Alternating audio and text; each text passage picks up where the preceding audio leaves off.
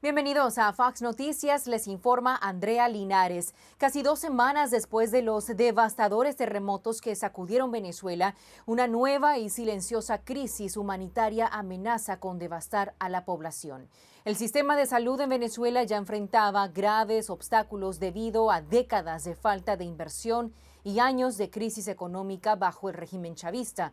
Ahora, las principales organizaciones de ayuda advierten que el frágil sistema sanitario del país está operando totalmente al límite y bajo una presión extrema, mientras clínicas sin suficiente personal médico colapsan ante el flujo masivo de heridos. Miles de familias lo han perdido todo. Las autoridades estiman que más de 16,000 personas han sido desplazadas y hoy duermen en autos, parques o refugios improvisados y hacinados. Y en estos albergues temporales, el acceso limitado o nulo al agua potable está encendiendo las alarmas ante posibles brotes de enfermedades infecciosas. En cualquier otro país, tal vez las secuelas no serían tan graves como lo son hoy en Venezuela y para colmo de males, el propio régimen está bloqueando el acceso a rescatistas y ayuda humanitaria, poniendo en un riesgo aún mayor la vida de personas inocentes. Hacemos conexión ahora con el doctor Fabián Sandoval, presidente y director ejecutivo de Emerson Clinic. Doctor, como siempre, bienvenido a Fox Noticias. Hola, buenas tardes. Doctor, ¿cuáles son algunas de las enfermedades que podrían comenzar a propagarse entre los sobrevivientes luego de estos terremotos? Bueno, ese es uno de los eventos que me preocupan a mí más. Ahora estamos en 84 grados en Venezuela. Va a estar lloviendo. Vamos a empezar a ver estancamientos de agua y se va a brotar más los mosquitos. Y esos mosquitos nos van a traer dengue, fiebre amarilla, chikungunya. La variedad de todas las infecciones de un mosquito nos va a traer a nuestra población y es un gran problema porque son síntomas que a veces llegan un par de días después y se va a propagar y la gente se va a enfermar y va a ser difícil de manejar la situación.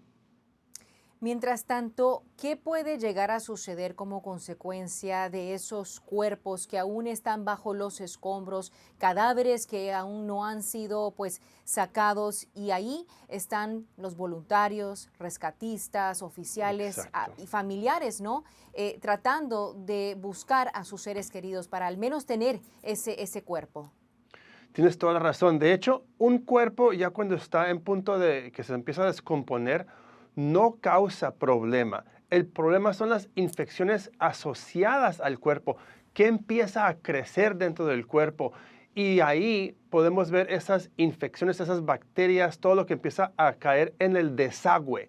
Y porque regresamos al agua, la importancia de tener agua potable. Estos cuerpos, al ponerse en punto de descomposición, vamos a ver esos problemas que van a llegar ahí. Y sí hay que utilizar mascarillas, obviamente, para estas personas, porque si estuviéramos en otro lugar como el Congo, que estamos hablando de otras condiciones como ébola, ahí sí estaríamos viendo fluidos del cuerpo que pueden causar más problemas. Estos cuerpos no. Pero te repito, lo que va a caer en el agua es el problema con estos cuerpos y sí es un peligro para un punto de salud pública. Venezuela claramente no es un país que está preparado para vivir una situación como esta. Las personas más vulnerables, diría usted, que son las personas mayores, los niños a este tipo de enfermedades y también pienso en aquellos que dependen de tratamientos médicos, por ejemplo, diálisis o si acaso tienen cáncer. No queda aquí todo, o sea, en dengue, sino hay problemas de salud también más complejos que quizás ya tiene un paciente y ahora no tienen esos recursos. Claro, las enfermedades crónicas es otro problema que hay que enfrentar. Personas que tienen ahora también algo tan sencillo como el asma o la diabetes, no se va a poder controlar. El asma me preocupa también porque hay muchos escombros, el polvo. Eso puede activar una crisis asmática y si no tienen el medicamento adecuado o un proceso en el cual podemos relajar esos pulmones, vamos a ver más problemas de pacientes con asma. Y tienes también la razón, los pacientes que están en diálisis no funciona la electricidad suficiente para correr las bombas y limpiar los riñones adecuadamente. Un paciente con cáncer, si no tiene sus medicamentos, si no hay un medicamento que es oral y si no es por algo intravenoso y no tiene el servicio adecuado, vamos a ver otros problemas. Sí. Y todo esto está asociado con la buena higiene. Un proceso para un paciente con diálisis tiene que tener un punto muy limpio, un lugar para poder hacer el tratamiento adecuado para estos pacientes. Así que la higiene también me preocupa en los pacientes y el polvo en mis pacientes Sí. asmáticos. Doctor, y rápidamente, cuando hay una tragedia así, no olvidemos del trauma. Esto ha tenido un impacto en la salud mental de miles y miles de personas. ¿Cómo se comienza a manifestar? Bueno, vamos a ver estos eventos postraumáticos, CPTSD, como se le conoce en inglés.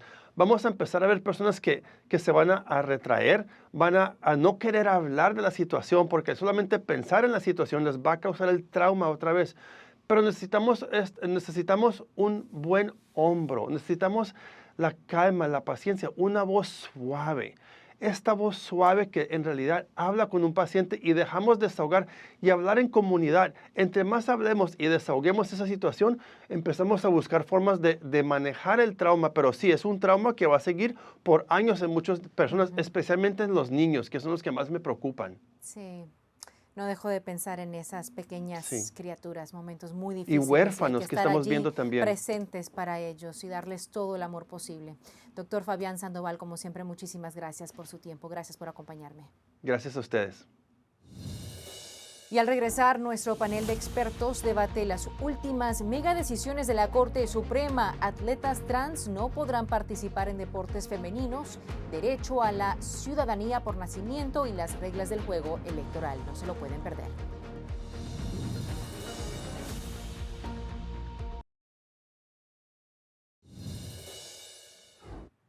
Bienvenidos de vuelta a Fox Noticias. La Corte Suprema de Estados Unidos cerró su periodo de sesiones con varios fallos históricos que impactarán a millones de americanos. Comencemos con el primer caso, la ciudadanía por nacimiento. En un golpe directo a la agenda de la Casa Blanca, el máximo tribunal anuló la orden ejecutiva del presidente Trump que buscaba congelar la ciudadanía automática para los hijos nacidos en los Estados Unidos de padres no ciudadanos bajo ciertas condiciones.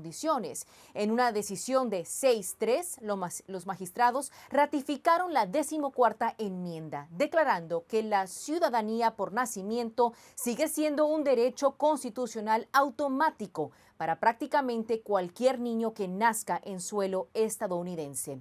Mientras tanto, en la feroz guerra cultural por los deportes femeninos, los jueces otorgaron una victoria clave a los estados liderados por republicanos en su campaña para restringir la participación de atletas transgénero. En otro fallo de 6-3, la Alta Corte determinó que los estados sí pueden prohibir que mujeres y niñas transgénero compitan contra mujeres biológicas. Y en otro veredicto bajo la lupa, los magistrados dejaron en pie una regla clave para las votaciones, permitiendo que los estados sigan contando las boletas por correo que lleguen después de la fecha límite, siempre y cuando tengan el sello postal del día de las elecciones. El presidente Trump ha calificado este sistema como un fraude por correo o mail-in cheating y asegura que se presta para anomalías generalizadas de cara a las cruciales elecciones de medio término. Dania Alexandrino, comentarista política conservadora, y también José Aristimuño, estratega demócrata, se encuentran conmigo para hablar sobre estos fallos históricos. Ambos bienvenidos y gracias por acompañarme en Fox Noticias. Dania, voy a comenzar contigo. Gracias. Quiero arrancar con esta decisión sobre la ciudadanía por nacimiento. Este representó un golpe para la administración Trump. ¿Cuál es tu reacción? Bueno, a mí me parece que es una falla enorme por parte del Tribunal Supremo de los Estados Unidos, dado a que ningún país del mundo permite que un niño que nazca, una persona que no tiene un estatus legal en su país, adquiera ciudadanía. Y esto es así tanto que, por ejemplo, en países que sí lo permitían, como en República Dominicana, hace unos años atrás, bajo la administración del presidente Danilo Medina, esa ciudadanía fue revocada a muchísimos niños de haitianos ilegales dentro de República Dominicana, que se les fue retirada la ciudadanía aún después de haber nacido. ¿Por qué? Porque Esto se presta para muchísimas cosas, como por ejemplo el tráfico de bebés. Aquí en Estados Unidos existe un esquema de turismo de bebés en donde muchísimas personas con dinero de otros países llegan a los Estados Unidos, particularmente de China, de países que suelen ser adversarios políticos.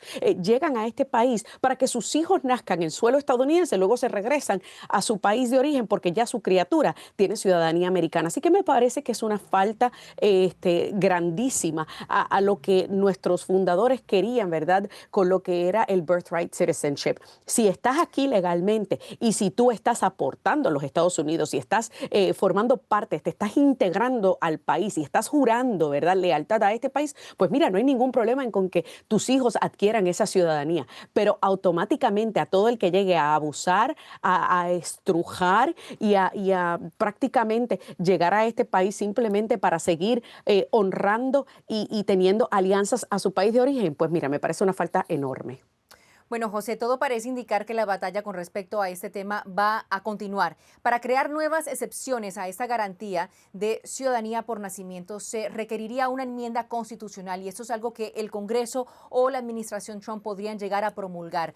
El enfoque sería, en parte como lo que estaba explicando Dania, controlar, no ese turismo de maternidad como se le conoce. Correcto. ¿Qué piensas si el enfoque llega a ser ese? Sí, varias cosas. Yo creo que primero que nada tenemos que respetar la Constitución de los Estados Unidos. La enmienda 14 reafirma que si tú naces en Estados Unidos, eres americano. Es bastante simple. Yo creo que ningún partido, ni demócrata ni republicano, podemos caer o permitir caer en fanatismo, ni siquiera en ningún tipo de extremismo. La mayoría del pueblo americano apoya la enmienda 14 de la Constitución de los Estados Unidos, respeta la Constitución. Estoy de acuerdo con Dania que sí hay un abuso de lo que estábamos mencionando de turismo de Correcto. maternidad. Eso hay que vigilarlo, eso hay que pararlo y no puede ser permitido en los Estados Unidos de América, pero eso no significa que vamos a cancelar, que vamos a eliminar, ¿no?, un derecho que tenemos todos los americanos, que si tú naciste en este país, eres ciudadano de los Estados Unidos de América. Pasemos a la siguiente decisión que tiene que ver con los atletas trans. José, hay varios demócratas que están criticando este fallo. ¿Por qué? Cuando científicamente está comprobado que el sexo masculino tiene ventajas sobre las mujeres, sobre las niñas en los deportes. Mire, yo estoy, primero que nada, esto es importante. Cuando uno respeta las instituciones de su país y respeta la Corte Suprema, estés de acuerdo con tu ideología o tus principios, tienes que estar de acuerdo, te guste o no te guste la decisión. Número uno, frente a esta decisión, yo estoy de acuerdo con los republicanos. Yo creo que si tú eres mujer, eres hombre, hay dos sexos, es muy simple. Yo creo que hay personas en mi partido que piensan diferente, aunque me atrevo a decir que es una minoría, aunque los republicanos quieran decir que nuestro partido ya se ha ido a la extrema izquierda, creo que es una minoría, creo que la mayoría de la gente, aunque no sean los más bullosos, están en el medio, son más moderados como yo, y es la única manera que el Partido Demócrata vaya a poder recuperar la Casa Blanca, la manera que recuperamos Nueva Jersey, la manera que recuperamos Virginia, la manera que recuperamos la alcaldía de Miami. Dania, desde tu punto de vista, ¿cuán importante fue esta decisión para las mujeres, para esas niñas deportistas? Bueno, importante de que el sentido común por lo menos reinó dentro del magistrado principal de los Estados Unidos. O sea, el partido, y me da risa que José diga que los moderados son mucho más dentro de su partido. No, están en peligro de extinción, José, y esa es la realidad. Y también me da risa que tú digas que hay que respetar la Constitución cuando tu propio partido no respetó, que la Constitución exige que hay unas leyes fronterizas que hay que respetar y no las respetaron y permitieron el ingreso de más de 10 millones de personas de manera ilegal a los Estados Unidos en la pasada administración, pero eso es otro tema aparte. Así que no podemos pick and choose en qué momento respetamos la Constitución, José. Número dos, me parece importantísima esta decisión. ¿Por qué? Porque solamente, ¿qué importa cómo tú te sientas? Solamente hay dos géneros. La biología, que es una ciencia que tanto el Partido Demócrata dice apoyar la ciencia, dice que hay dos géneros. Si tienes doble cromosoma X, eres mujer. Si tienes cromosomas XY, eres hombre. Así de sencillo. Y eso no es debatible. Absolutamente. Ahora, para terminar, quiero hablar sobre esas papeletas de voto por correo. Se acercan esas elecciones de medio término. El presidente Trump insiste en que ahora más que nunca el Congreso debe aprobar el SAVE Act, sobre todo por esa decisión que tuvo la Corte Suprema, pero ya sabemos, los demócratas se están oponiendo rotundamente al proyecto. Incluso hay algunos republicanos. José, ¿por qué no exigir esos requisitos básicos? Porque realmente son básicos a la hora de votar. Y sería como, por ejemplo, mostrar tu identificación de prueba de ciudadanía. Mira, pudiéramos buscar un punto intermedio y me parece que la identificación también es importante, pero al mismo tiempo también deberíamos permitir que la gente vote por correo. Inclusive yo creo que en algún momento vamos a poder hasta votar digitalmente con todo lo que está yéndose el mundo con la tecnología. Pero cuando tenemos un presidente que hasta el día de hoy no reconoce los resultados del 2020, que todavía dice que hubo trampa electoral, no, es muy triste o tomarlo en serio su palabra cuando estamos hablando de una reforma de votantes en este país. Yo creo que sí debería haber una reforma, pero repito, debería haber más vigilancia, debería haber pruebas de identificación, por supuesto, pero al mismo tiempo la gente debería votar por correo, como dice la ley, que si el sello de cuando se mandó esa papeleta de correo es el día de la elección, claro que por supuesto ¿No que crees que se debería ser presta a fraude? contado. El fraude en Estados Unidos es muy pequeño, tenemos que vigilarlo, menos del 5%. Hay fraude electoral, no lo digo yo, lo dice el FBI, lo dice la CIA, todo el tipo de instituciones de seguridad de este país. En toda elección hay fraude, debemos pararlo, pero no es 20, 30% como dice el presidente de los Estados Unidos. Dania, ¿crees que al final el Save America Act se quede estancado por la falta de apoyo que hay entre los líderes? Claro, sin duda alguna entiendo yo que la mayoría republicana, tanto en Cámara como en Senado, ha estado muy floja y muy lenta. Y eso yo lo llevo diciendo hace mucho tiempo. Tradicionalmente, el partido en la mayoría suele perder las elecciones de medio término. Eso tampoco no es ninguna sorpresa. Y eso, por lo general, cuando uno es sensato y reconoce y entiende lo que es el historial, lo puede aceptar. Y yo siempre lo he dicho. Ahora bien, John Thune ha sido una decepción enorme, aunque yo no me esperaba mucho de alguien que tenía un respaldo de Mitch McConnell.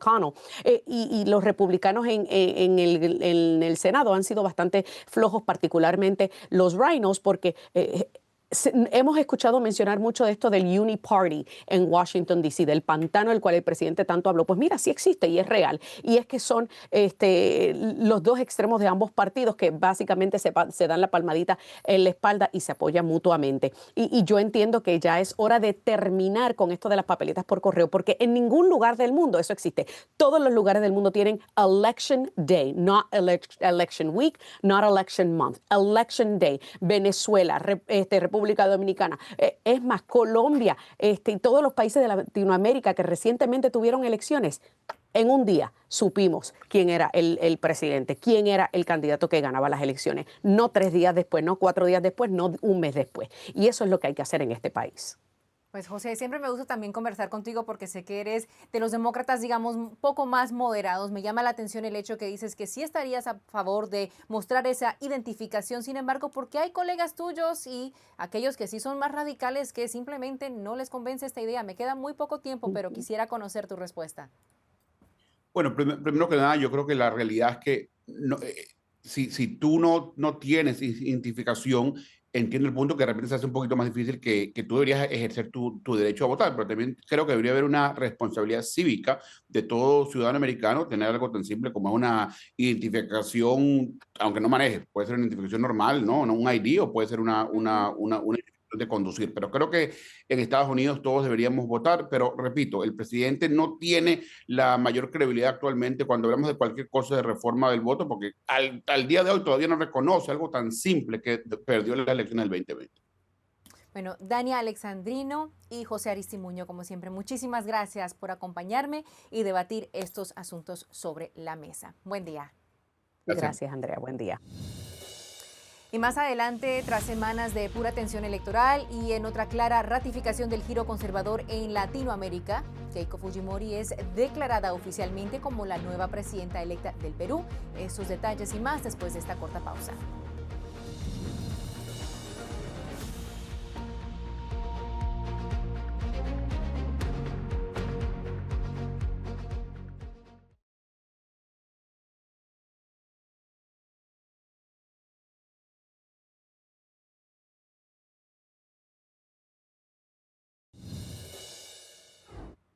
Bienvenidos de vuelta a Fox Noticias. Pasamos a los titulares de hoy. El esposo de la expresidenta de la Cámara de Representantes, Nancy Pelosi, se encuentra nuevamente en problemas con la ley. Paul Pelosi, de 86 años, podría enfrentar un cargo menor por darse a la fuga tras presuntamente chocar contra un vehículo estacionado en el condado de Napa, California, este pasado viernes, causando daños considerables antes de abandonar la escena. Aunque la policía confirmó que el alcohol no fue un factor en esta ocasión, el incidente ocurre 4 años después de que Pelosi se declarara culpable por un caso de conducir bajo los efectos del alcohol en esa misma zona. En Perú, casi un mes después de la segunda vuelta presidencial, las autoridades oficializaron la victoria de Keiko Fujimori. En su cuarto intento por llegar a la presidencia, Fujimori obtuvo poco más del 50% de los votos y asumirá el cargo a finales de este mes. Su triunfo, junto con los de Abelardo de la Espriella en Colombia y José Antonio Kast en Chile, refuerza el giro de varios países de la región hacia gobiernos de tendencia conservadora. Nos ponemos a disposición de los peruanos desde el día 1 y ese día es hoy. Sabemos que los ciudadanos esperan resultados y saben también que los grandes cambios requieren trabajo serio y decisiones firmes. Y continúa la acción de los octavos de final de la Copa del Mundo. Estados Unidos le espera un duro reto ante Bélgica esta noche a las 8 p.m. hora del este en Seattle. El equipo de Mauricio Pochettino buscará dar la sorpresa y avanzar a los cuartos de final por primera vez desde el año 2002. Su próximo contrincante sería el Portugal de Cristiano Ronaldo o la España de Lamine Yamal. Déjenos saber sus pronósticos en los comentarios y, como siempre, manténgase bien informado con nuestra cobertura diaria de lunes a viernes en foxnoticias.com y nuestro canal de YouTube a las 4 de la tarde, hora del este. Ahora regresamos con más de Fox Noticias.